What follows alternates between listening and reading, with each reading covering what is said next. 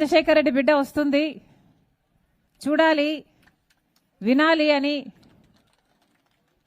మీ పనులు మానుకొని నా కోసం మీరందరూ సమయం చేసుకొని ఈరోజు ఇక్కడికి రావటం జరిగింది. ప్రతి అన్నకు, ప్రతి తమ్ముడికి, ప్రతి అమ్మకు, ప్రతి అక్కకు, ప్రతి చెల్లికి, ప్రతి అయ్యకు మీ రాజశేఖర రెడ్డి బిడ్డ శిరస్సు వంచి చేతులు జోడించి మనస్ఫూర్తిగా నమస్కరించుకుంటోంది.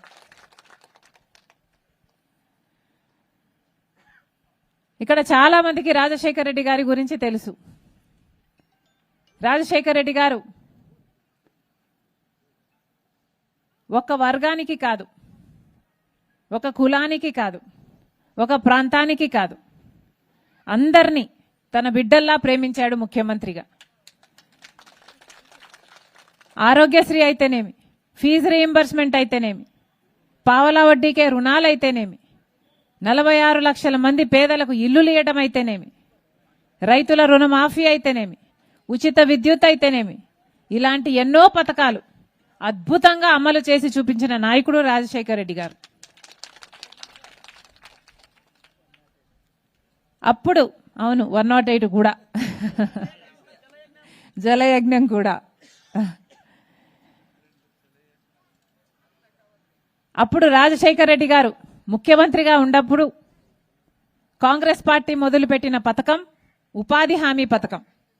అంటే ఏ పేదవాడైనా సరే పని కావాలి అని వాళ్ళ గ్రామ పెద్దలకు వెళ్ళి పని అడిగితే 15 రోజుల లోపల అలా పని ఇవ్వాలి, అలా 100 రోజులు ఇవ్వాలి.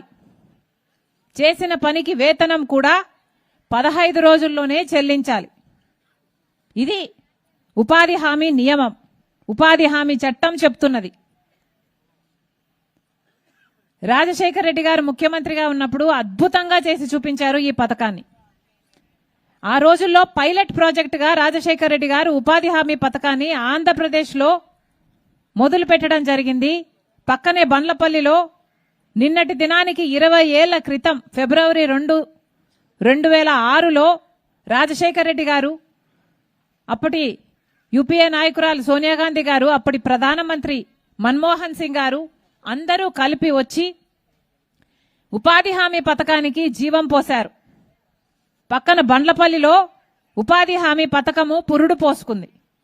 అలా 20 ఏళ్ళు అయింది ఈ రోజుటికి. 10 ఏళ్లు కాంగ్రెస్ పార్టీ అధికారంలో ఉంది. మహానాయకులు రాజశేఖర రెడ్డి గారి లాంటి నాయకులు కింద ఉపాధి హామీ అద్భుతంగా పనిచేసింది. ఆ రోజుల్లో కార్మికులు వచ్చి, అయ్యా మాకు పేమెంట్ మా చేతుల్లో పెట్టండి, మధ్యవర్తులు ఎవరు కమిషన్ తీసుకోకుండా అంటే ఏకంగా 60 లక్షల అకౌంట్లు ఓపెన్ చేసిన ఘనత రాజశేఖర రెడ్డి గారు. ఆడవాళ్ళు వచ్చి, అయ్యా మాకు కూడా సమాన వేతనం ఇవ్వండి, అంత పని చేయలేకపోయినా అని రాజశేఖర రెడ్డి గారిని అడిగితే రాజశేఖర రెడ్డి గారు వెంటనే ఆడవాళ్లకు కూడా సమానంగా వేతనాన్ని ఇవ్వాలి అని వెంటనే ఒప్పుకున్నారు. అలా ఆంధ్ర రాష్ట్రంలో రాజశేఖర రెడ్డి గారు విధానాలు రూపొందిస్తే ఆ తర్వాత ఫేజ్ 2లో మిగతా ఎన్నో రాష్ట్రాలలో ఉపాధి హామీ అమలు చేసినప్పుడు ఇదే విధి విధానాలను పాటించడం జరిగింది. ఎన్నో పక్క రాష్ట్రాల నుంచి వచ్చి ఆంధ్ర రాష్ట్రంలో ఉపాధి హామీ ఎంత అద్భుతంగా జరుగుతుందా అని చూసి నేర్చుకొని అలా అమలు చేసి చూపించడానికి ప్రయత్నించారు. ఉపాధి హామీ పథకాన్ని ఒక్క దేశంలోనే కాదు విదేశాలలో కూడా, ఎందుకంటే ఇంతమందికి కోట్ల మందికి ఉపాధినిచ్చే పథకము ఉపాధి హామీ పథకం. ఇలాంటి పథకం అసలు ప్రపంచంలో ఎక్కడా లేదు. ఒక భారతదేశంలో కాంగ్రెస్ పార్టీ మాత్రమే అమలు చేసిన పథకం ఉపాధి హామీ పథకం. దేశ విదేశాల నుంచి ఎంతో మంది యూనివర్సిటీల నుంచి వచ్చి రీసెర్చ్లు చేసి మరీ పేపర్లు రాశారు ఈ ఉపాధి హామీ పథకం మీద. అంత అద్భుతంగా జరిగింది ఉపాధి హామీ. కానీ ఈరోజు ఉపాధి హామీ పరిస్థితి ఎలా ఉందో ఇక్కడ మీ అందరూ చెప్తుంటే విన్నాం. ఉపాధి హామీ పథకంలో ఇప్పుడు ఉన్న ఈ పరిస్థితులు, కనీసం చేసిన పనికి కూడా డబ్బులిచ్చే పరిస్థితి లేదు.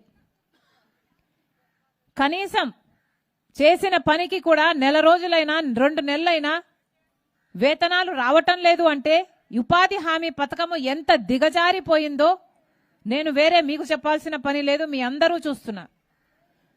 రాజశేఖర రెడ్డి గారు కాంగ్రెస్ పార్టీ అధికారంలో ఉన్నప్పుడు ఆటో ఛార్జీలు మజ్జిగ కూడా ఇచ్చి ఎంతో అద్భుతంగా ఈ ఉపాధి హామీని అమలు చేస్తే ఇప్పుడు కనీసం పట్టించుకునేవాడు లేడు అని మీరే వాపోయారు. ఇంతటి ఉపాధి హామీ పథకాన్ని, అంత మహత్తరమైన కార్యక్రమాన్ని బీజేపీ పార్టీ నాశనం చేయాలని చూస్తుంది ఈరోజు. ఎందుకంటే ఉపాధి హామీ వల్ల ఖర్చే తప్ప లాభం లేదు ప్రభుత్వానికి. ఉపాధి హామీ అంటే పేద ప్రజలకు ఇచ్చే వేతనాలు ఒక ఖర్చు తప్ప ప్రభుత్వానికి లాభం లేదు.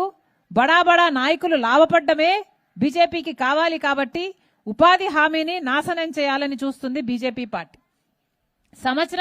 సంవత్సరానికి 86,000 కోట్ల రూపాయలు ఖర్చు పెట్టే పథకం ఈ ఉపాధి హామీ పథకం.